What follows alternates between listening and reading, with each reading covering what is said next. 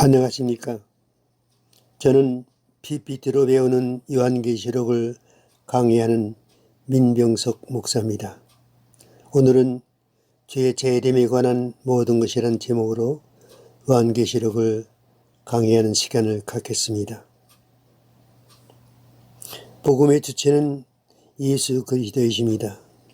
예수 그리스도를 증거하는 일이 곧 복음입니다. 그러면 예수 그리스도의 무엇을 증거하는 것입니까? 그가 우리에게 주신 구속의 은혜를 전하는 일입니다. 그리고 이 일에는 반드시 하나님의 심판이 따라야 하는 것입니다. 이 심판이 그리스도의 재림으로 나타나기 때문에 주의 재림이 없이는 복음의 결실을 맺을 수가 없습니다.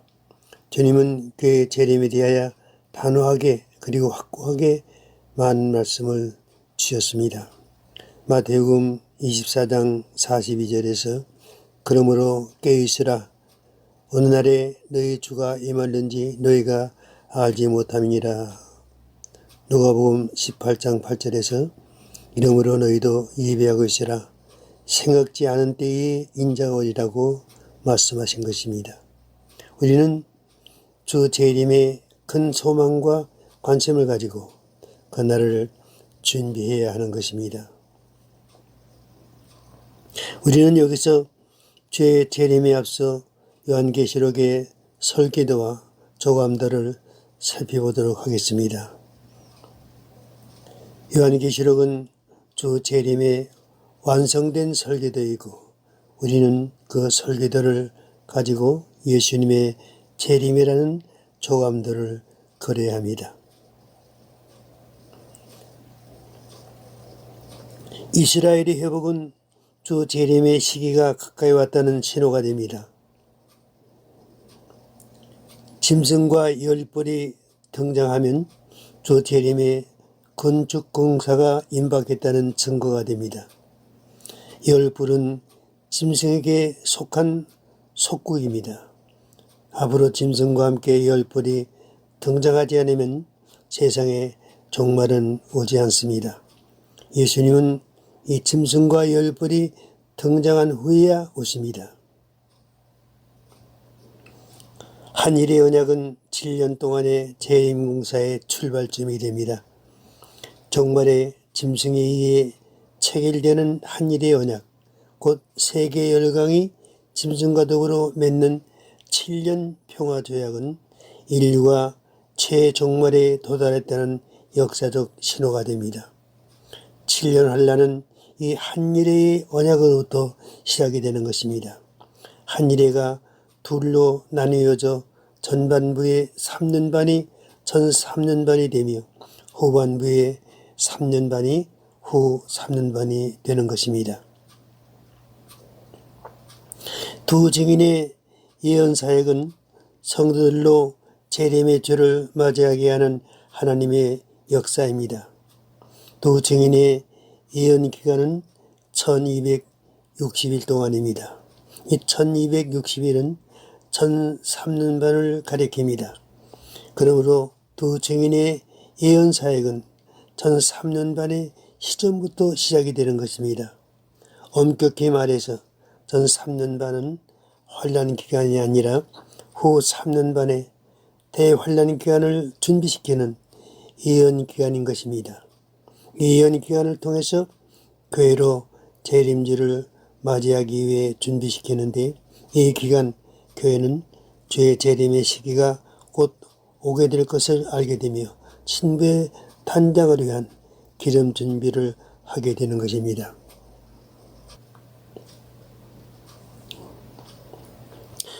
성도들로 첫째 화를 이기게 하심으로 주님을 맞이할 신부로 단장시키십니다.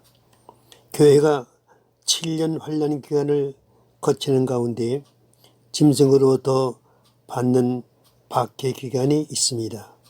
그 박해가 첫째 화라고 하는 5개월간의 황충의 화인 것입니다.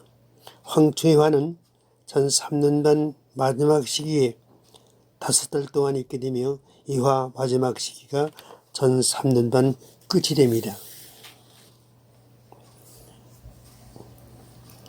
첫째화에서 이긴 신부들은 예비처로 가게 됩니다. 전 3년반과 후 3년반의 분기점에서 황충의 화를 통해서 기름 준비를 마친 슬기로운 처녀와 기름 준비를 하지 못한 미련한 처녀가 하나는 예비처로 하나는 후 3년반으로 갈라지게 됩니다. 후 3년반에 들어가기 직전 슬기로운 처녀로 비유된 첫대 교회 성도들은 하나님이 예비처로 옮겨져 후 4년반의 대환란에서 하나님의 보호를 받게 되는 것입니다. 후 3년반에 들어가면 곧 둘째화가 임하게 되고 하나님이 내리시는 인류의 심판에 대한 셋째화가 임하게 됩니다. 죄의 재림으로 사탄의 왕국이 심판을 받고 멸망합니다. 첫째화인 일곱 대접 심판 때에 여섯 번째 대접 시에 죄의 재림이 있게 됩니다. 이 심판은 재림하시는 주님에 의하여 짐승의 군대를 아마겟돈에서 섬멸하고 짐승과 거짓 선지자를 사로잡아 둘째 사망에 던지게 되는 것입니다. 공중휴거로 지구를 탈출한 성도들은 일곱째 대접 심판에서 건짐을 받게 됩니다. 교회의 휴거는 일곱 대접 심판 직전에 있습니다. 휴거에는 두 가지 목적이 있습니다. 하나는 죄의 재림 직후에 일곱째 대접 심판이 있게 됩니다.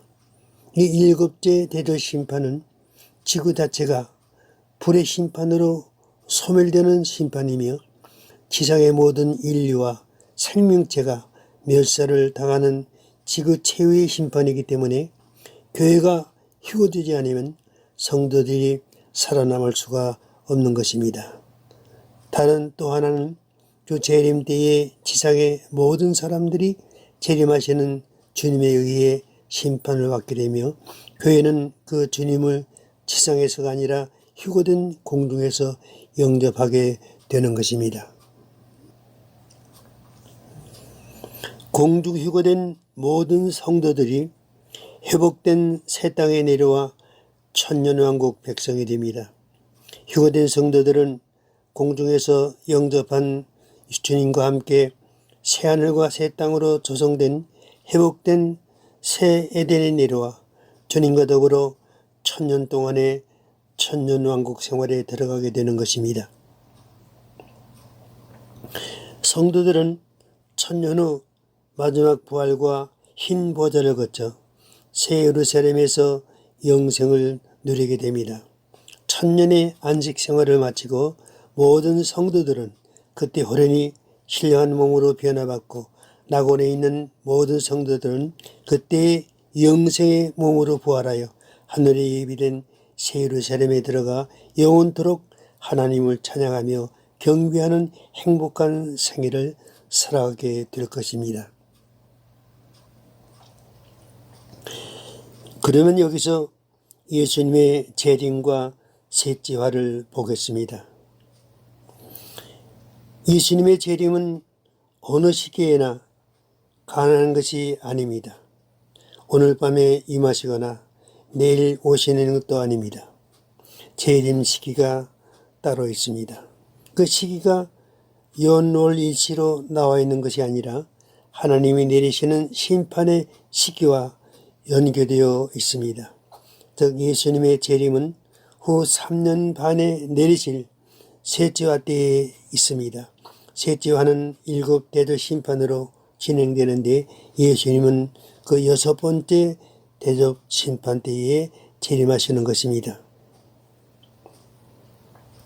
셋째화는 이 땅에 내리시는 마지막 심판으로 일곱 대접 심판으로 진행이 됩니다.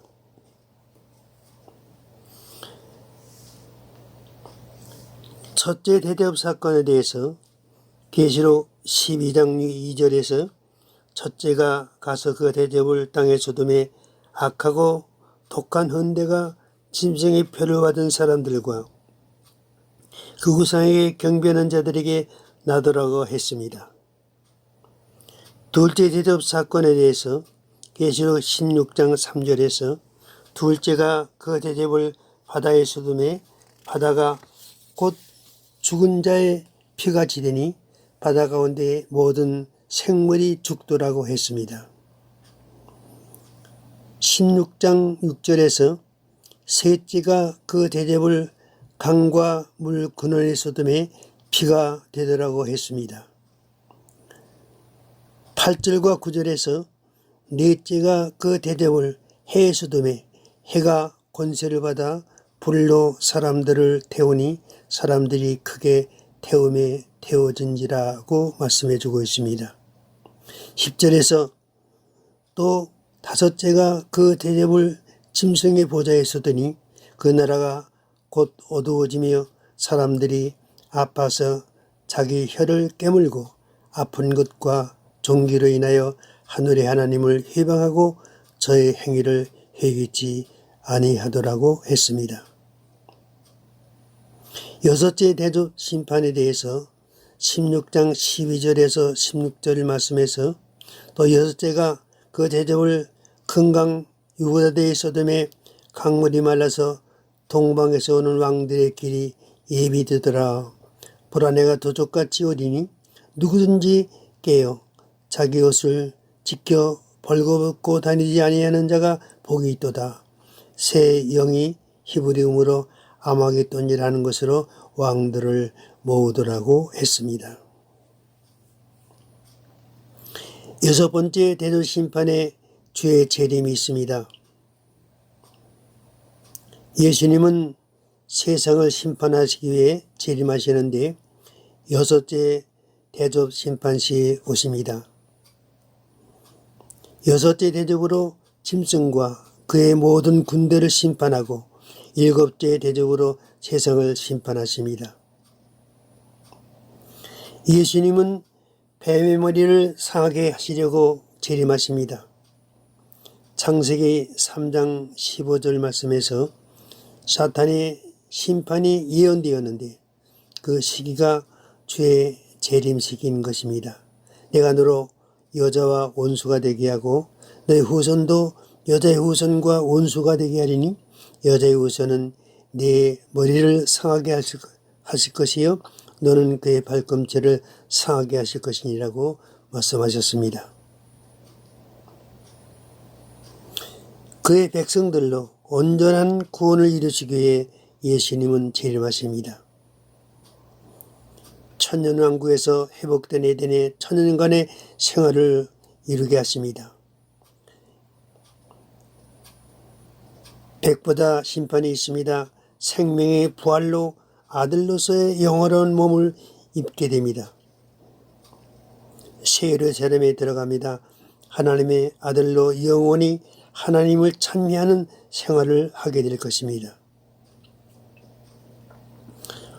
첫 번째 예수님의 재림의 모습을 보기로 합니다. 예수님의 재림은 하나님의 백성들에 대한 배려 후에 있게 됩니다. 예수님은 복음이 땅끝까지 전파된 후에 오십니다. 마태복음 24장 14절에서 이 천국 복음이 모든 민족에게 증거되기 위하여 온 세상에 전파되리니 그제야 끝이 오리라고 말씀하셨고 로마서 11장 25절에서 형제들아 너희가 스스로 지혜 있다함을 면키 위하여 이 비밀을 너희가 모르기를 내가 원치 아니하노니 이 비밀은 이방인의 충만한 수가 들어오기까지 이스라엘의 털은 완악하게 된 것이라고 말씀해 주고 있습니다. 예수님의 재림은 먼저 성도들에게 충분한 준비 기간을 주십니다. 계시록 11장 3절에서 말씀하시기를 내가 나의 두 증인에게 권세를 주리니 저희가 굵은 베옷을 입고 1260일을 예언하리라고 말씀하셨습니다. 마태복음 25장 6절과 7절에서는 밤중에 소리가 나되 보라 신랑이로다 맞으러 나오라 하매 이에 그 처녀들이 다 일어나 등을 준비할세라고 말씀하고 있습니다. 첫째 화에서 짐승에게 이기게 하심으로 예수님과 함께 영광을 누리게 하십니다. 계시록 2장 10절에서 내가 장차 받을 고난을 두려워 말라. 볼지어다 마귀가 장차 너희 가운데서 몇 사람을 옥에 던져 시험을 받게 하리니 너희가 10일 동안 환난을 받으리라.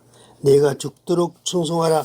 그리하면 내가 생명의 멸관을 내게 주리라고 말씀하셨습니다.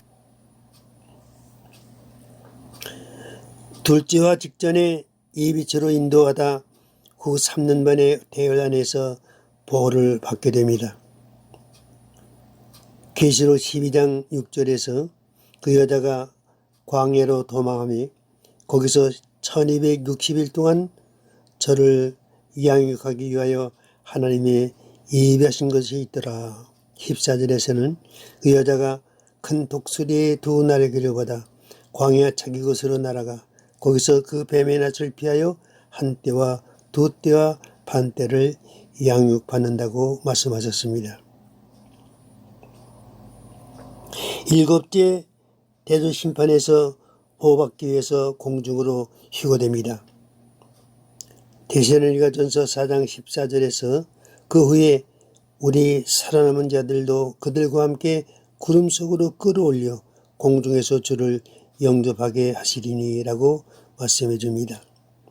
마태복음 24장 31절에서는 저가 큰 나팔 소리와 함께 천사들을 보내리니 저희가 그 택하신 자들을 하늘 이 끝에서 저 끝까지 사방에서 모으리라고 말씀하셨습니다.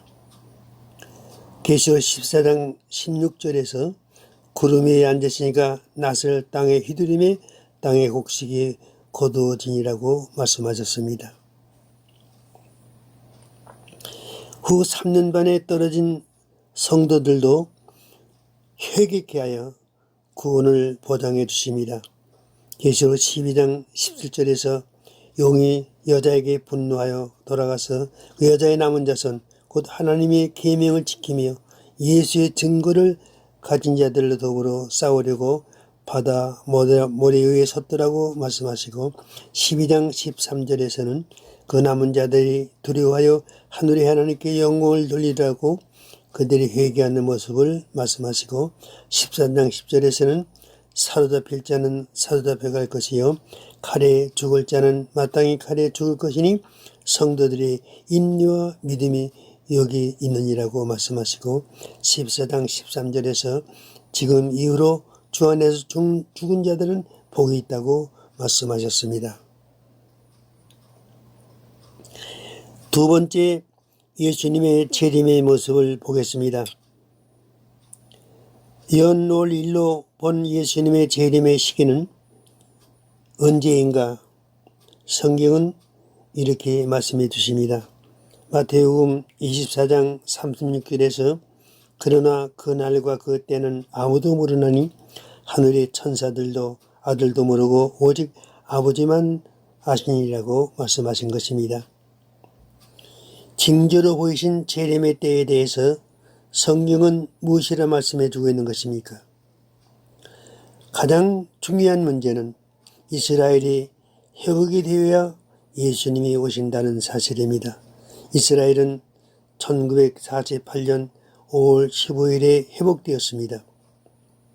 지금 우리의 세대는 예수님이 오실 수 있는 가장 중요한 문이 열려져 있는 것입니다. 마태복음 23장 38절 39절에서 보라 너희 집이 황폐하여 버림받으리라. 내가 너희에게 이르노니 이제부터 너희는 찬송하리로다. 주의 이름으로 오시는 이여 할 때까지 나를 보지 못하리라 말씀하시고 로마서 11장 25절에서 27절에서 이 비밀은 이방인의 충만한 수가 들어오기까지 이스라엘의 더러는 완악하게 된 것이라. 그리하여 온 이스라엘이 구원을 얻으리라. 기록된 바 구원자가 시온에서 오사 야곱에게서 경건치 않은 것을 돌이키시겠고 내가 너희 죄를 없이 할 때에 저에게 이루어질 내 언약이 이것이라 함과 같으니라 고 말씀하셨습니다. 그리고 다니엘서 9장 27절에서는 그가 많은 사람으로 더불어 한 일해 동안의 언약을 굳게 정하겠고 그가 그 일의 절반에 제사의 의무를 금지할 것이라고도 말씀했습니다. 스가랴 14장 1절 2절에서는 여호와의 날이 이르리라. 그날에 내 태물이 약탈되어 너희 중에서 나누리라. 내가 열국을 모아 예루살렘과 싸우게 하리니 성읍이 함락된다고 말씀해 주고 있습니다. 이 모든 말씀으로 올 때에 꼭 인류의 종말이 되기 전에 이스라엘이 회복되어야 한다는 사실을 여기서 분명히 말씀해 주고 있는 것입니다.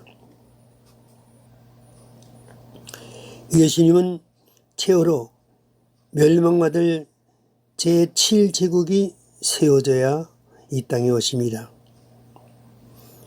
유럽의 판도에서 열불이 형성되어야 됩니다. 사탄의 능력과 보좌와 큰 권세를 가진 짐승이 등장해야 오십니다.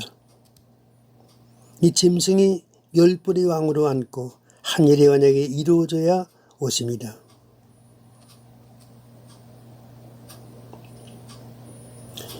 예수님은 종말의 짐승에 의해 예루살렘의 침략을 받아야 오십니다. 누가복음 21장 20절에서 너희가 예루살렘이 군대들에게 에워싸이는 것을 보거든 그 멸망이 가까운 줄을 알라고 하셨습니다. 스가랴 12장 2절에서는 내가 이방 나라들을 모아 예루살렘과 싸우게 하리니 성읍이 함락되며 가옥이 약탈되며 말씀을 주셨고 마태복음 24장 21절에서는 이는 그때의 큰 환란이 있겠음이라 창세로부터 지금까지 일어나니 없었던 환란이라고 말씀해 주고 있습니다. 예수님의 재림의 세 번째 모습을 보겠습니다. 재림 장소에 대해 무엇이라 말씀해 주고 있는 것입니까? 예수님의 재림의 장소는 감람산이고 적 그리스도와의 최후의 결전장은 아마겟돈이라고 말씀해 주십니다. 스가랴 14장 4절에서 그날에 그의 발이 예루살렘 앞 곧 동편 감람산에 서실 것이요 라고 말씀하시고 계시록 16장 15절에서 아마겟돈이라 말씀해 주고 있습니다. 보라 내가 도적같이 오리니 누구든지 깨어 자기 옷을 지켜 벌거벗고 다니지 아니하며 자기의 부끄러움을 보이지 아니하는 자가 복이 있도다. 세 영의 히브리어로 아마겟돈이라는 것으로 왕들을 모으더라고 했습니다.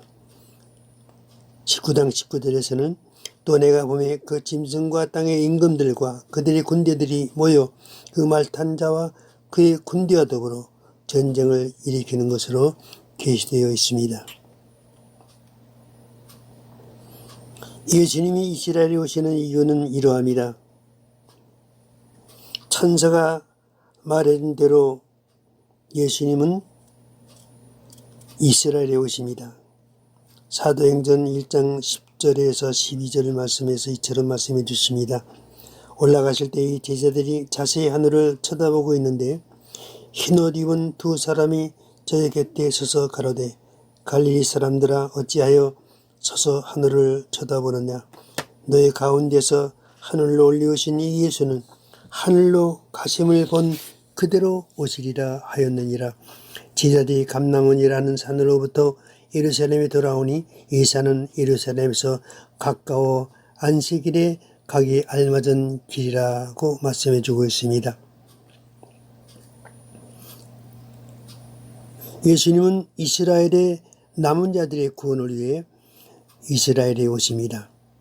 스가랴 12장 10절에서 내가 다윗의 집과 예루살렘 거민에게 은총과 간구하는 심령을 부어주리니 그들이 그 찌른 바 그를 바라보고 그를 위하여 애통하기를 독자를 위하여 애통하듯 하며 그를 위하여 통곡하기를 장자를 위하여 통곡하듯 하리라고 말씀하셨고 로마서 11장 12절에서 그대의 온 이스라엘이 구원 얻으리라 기록된 바 구원자가 시온에서 오사 야곱에서 경건치 않은 것을 돌이키시겠고 내가 저의 죄를 없이 할 때에 저에게 이루어질 내 언약이 이것이라 함과 같으니라고 말씀해 주시므로 최종적으로 이스라엘의 남은 자들의 구원이 있을 것임을 말씀해 주고 있는 것입니다.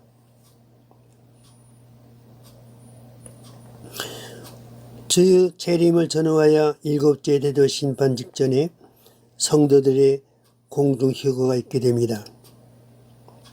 성도들의 공중휴거는 종말론 해석에 굉장히 중요한 의미가 있기 때문에 우리는 이 문제를 심도 있게 다뤄야 합니다. 공중휴거의 성경적 근거는 분명히 성경에 명시되어 있기 때문에 누구도 부인할 수가 없습니다. 데살로니가전서 4장 16절 17절 말씀을 보면은 주께서 호령과 천상의 소리와 하나님의 나팔로 치니 하늘로 쫓아 강림하시리니 그리스도 안에서 죽은 자들이 먼저 일어나고 그 후에 우리 살아남은 자도 저희와 함께 구름 속으로 끌어올려 공중에서 주를 영접하게 하신다고 말씀하시므로 공중휴거는 성경의 확실한 증거를 갖고 있는 것입니다. 공중휴거의 방법에 대해서도 말씀해 주고 있습니다.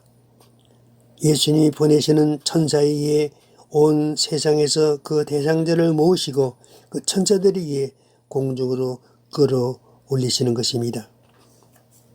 마태복음 24장 31절에서 저가 큰 나팔소리와 함께 천사들을 보내니 저희가 그 택하신 자들을 하늘 이 끝에서 저 끝까지 사방에서 모으리라고 말씀해 주고 있습니다. 계시록 14장 15절과 16절에서는 또 다른 천사가 성전으로부터 나와 구름 위에 앉은 이를 향하여 큰 음성으로 외쳐 가로되 네게 낯을 휘둘러 거두라 거둘 때가 이르러 땅의 곡식이 다 익었음이로다 하니 구름 위에 앉으시니가 낯을 땅에 휘두르며 곡식이 거두어지니라고 말씀해 주고 있습니다. 공중휴거의 대상은 마태복음 24장 31절에서 그 택하신 모든 성도들이라고 하셨습니다. 그 택하신 자들을 모으리라. 그러면 공중휴거의 장소는 어디인가? 데살로니가후서에는 공중이라고 말씀해 주고 있지만은 요한계시록 15장 2절에서 4절 말씀 보면은 그 장소가 하늘에 불이 섞인 유리바다 같은 것이라고 말씀해 주고 있습니다. 또 내가 보니 불이 섞인 유리바다 같은 것이 있고 짐승과 그의 우상과 그의 이름의 수를 이기고 벗어난 자들이 우리 바닷가에 서서 하나님의 검은 거를 가지고 하나님의 종 모세의 노래 어린 양의 노래를 부른다고 했습니다. 이것은 그냥 공중 어느 공간이 아니라 많은 성도들이 함께 모여 생활할 수 있는 장소로 하늘 어느 곳인가 하나님이 예비해 두신 행성 중에 하나일 것으로 추정되는 것입니다. 공중휴거의 기간에 대해서 다니엘서 12장 11절과 12절에는 아주 의미 있고 흥미를 주는 성경 말씀이 있습니다. 다니엘서 12장 11절과 12절입니다. 매일 드리는 제사를 폐하며 멸망케 할 미운 물건을 세울 때부터 1290일을 지낼 것이요 기다려서 1335일까지 이르는 그 사람은 복이 있으리라. 이 말씀은 공중휴거의 기간을 가리킨 말은 아닙니다. 유대인들이 종말에 짐승에 의해서 침노와 박해를 받을 기간과 그 후에 유대인들에게 올 메시아 왕국의 도래의 기간을 밝혀주고 있는 계시입니다. 그러나 말씀의 진행으로 봐 이 계시를 공중휴거 기간과 연계시킬 수 있다는 것입니다.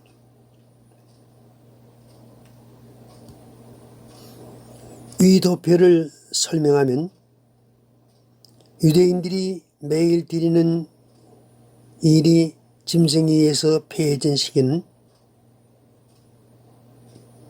후 3년 반에 들어서입니다. 그러므로 그때로부터 1290일이 지난 시일이면 1260일에서 30일이 더 지난 시기가 됩니다. 그런데 기다려서 1335일까지 이르러야 한다고 했습니다.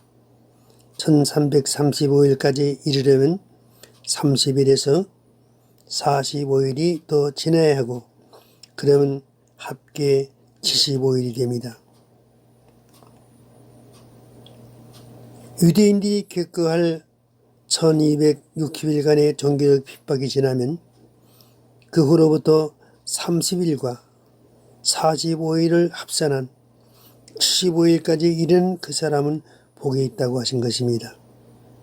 여기서 복이 있다고 하신 말씀은 유대인들이 누릴 메시아 왕국의 축복으로 성경에서 말씀해 주는 천년 왕국을 가리킨 말입니다. 그러므로 공동희고 기간을 이런 추산에 의해서 15일간으로 추정할 수도 있다는 견해도 일리가 있는 것입니다. 공동희것이 성도들의 모습에 대한 올바른 견해를 가져야 합니다. 어떤 몸으로 희고되느냐는 문제는 종교면에 있어 대단히 중요한 문제가 아닐 수 없습니다. 많은 주석가나 성경 해석자들은 성도의 희것이 그들의 몸이 신령한 몸으로 변화된다고 주장합니다. 희것이 죽은 모든 성도들이 부활하게 되고 살아있는 성도들은 신령한 몸으로 홀히 변화받게 되는데, 이 같은 현상을 그들은 성도들의 첫째 부활이라고 정의합니다. 세대주의 종말론이나 역사적 전천서를 주장하는 거의 모든 학자들이 똑같은 주장을 합니다. 그러나 이런 주장은 비성경적 견해일 뿐 아니라 종말론 해석의 큰 걸림돌이 되고 있다는 사실을 알아야 하는 것입니다.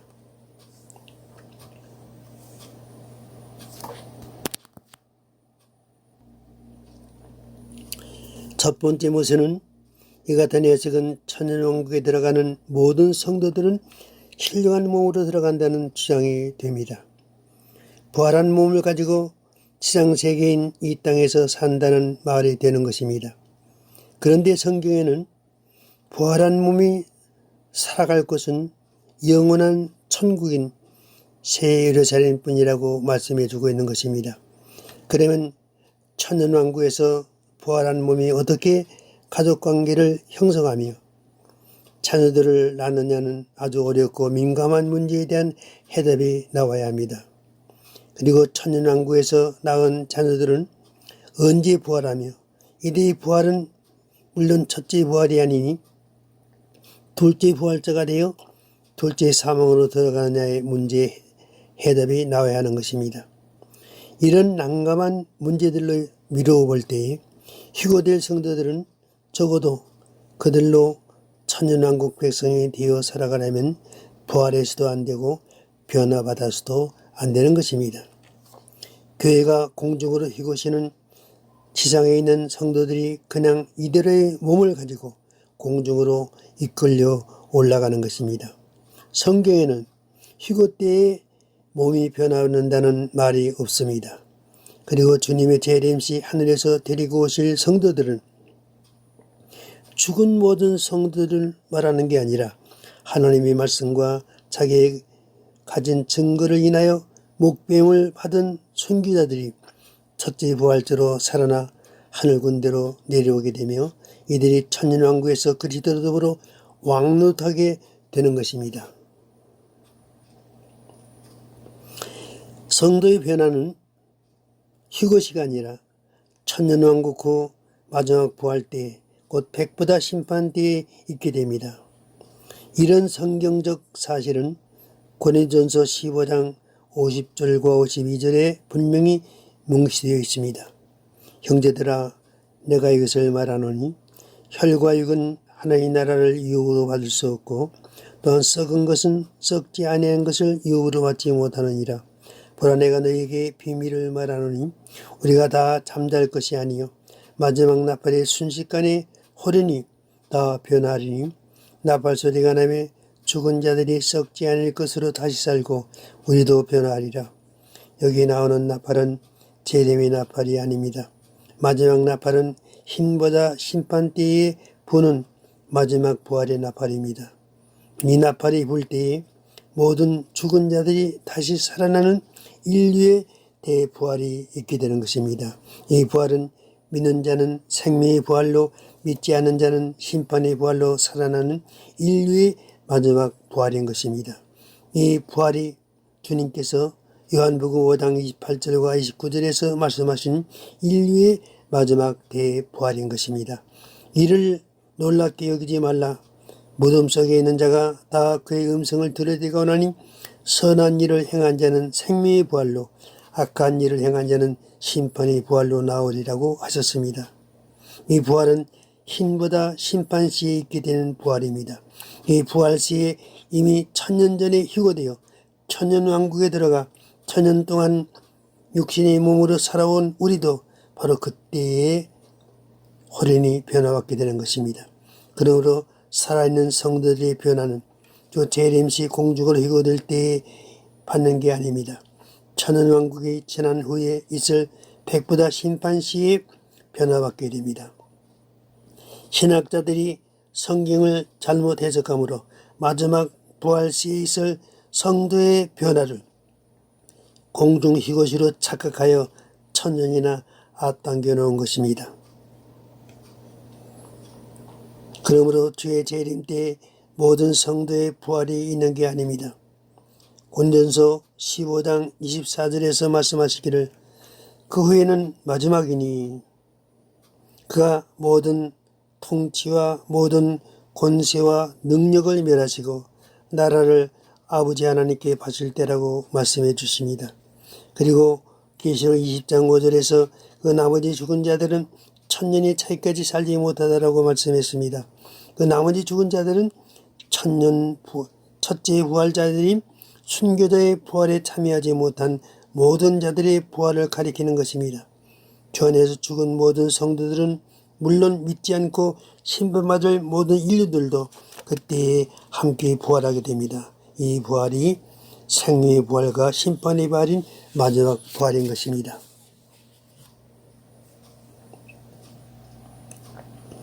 일곱째 대조 심판은 지구의 대폭발입니다. 일곱 대조 심판의 진행은 지구 최후의 심판인 것입니다. 일곱째 대조 심판에 대해 성경은 무엇이라 말씀해 주고 있는 것입니까? 계시록 16장 17절에서 20절 말씀을 보면 일곱째가 그 대접을 공기 가운데 쏟음에 그 음성이 성전에서 보좌로부터 나서 가로되 되었다 하니 번개와 음성들과 내성이 있고 또 큰 지진이 있어 어찌 큰지 사람이 땅에 있으므로 이같이 큰 지진이 없었더라. 큰 성이 세 가래로 갈라지고 만구의 성들도 무너지니 큰 성 바벨론이 하나님 앞에 기억하신 바 되어 그의 맹렬한 진노의 포도주잔을 받음에 각 섬도 없어지고 산악도 간데 없더라.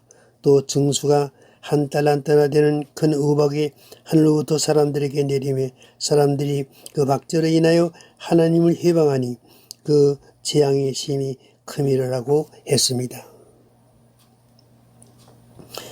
또 계시록 6장 12절에 이하의 말씀 보면 내가 보니 여섯째 인을 떼실 때에 큰 지진이 나며 해가 검은 털로 짠 상복같이 검어지고 달은 온통 피같이 되며 하나님의 별들이 하늘의 별들이 무화과나무가 대풍에 흔들려 설익은 열매가 떨어지는 것 같이 땅에 떨어지며 하늘은 두루마리가 말리는 것 같이 떠나가고 각 산과 섬이 제자리에서 옮겨지며 땅의 임금들과 왕국들과 장군들과 부자들과 강한 자들과 모든 종과 자유인이 굴과 산들의 바위 틈에 숨어 산들과 바위에게 말하되 우리 위에 떨어져 보좌에 앉으신 이의 얼굴에서와 그 어린 양의 진노에서 우리를 가리라. 그들의 진노의 큰 날이 이르렀으니 누가 능히 서리요 하더라고 말씀해 주고 있습니다. 일곱 대조 심판으로 공중으로 휴거된 성도들을 제외한 모든 인류는 지구의 폭발과 함께 이 세상이 불붙는 불의 심판을 받아 모두 불로 소멸을 받게 됩니다. 이제 모든 게 무로 돌아간 이 지구에 하나님의 새로운 창조의 역사로 새로운 에덴이 형성됩니다. 온 세상이 회복된 새 에덴 동산이 되며 이 나라에 대해 성경은 새하늘과 새 땅이라고 표현하고 있습니다. 여러분, 모두는 이 새로운 세계, 회복된 새로운 에덴, 이 땅에 세워지는 그리스도의 왕국, 우리가 대망하는 천년왕국을 소망으로 삼고 그날을 대망하는 가운데 살아가시는 성도가 되시기를 주님의 이름으로 축원합니다. 오늘은 곧 오시겠다고 말씀하신 주님의 재림을 앞두고 주님의 재림에 대해 공부했습니다.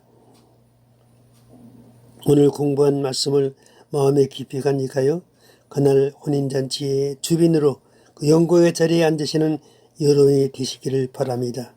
다음 시간에 또 뵙겠습니다. 안녕히 계십시오.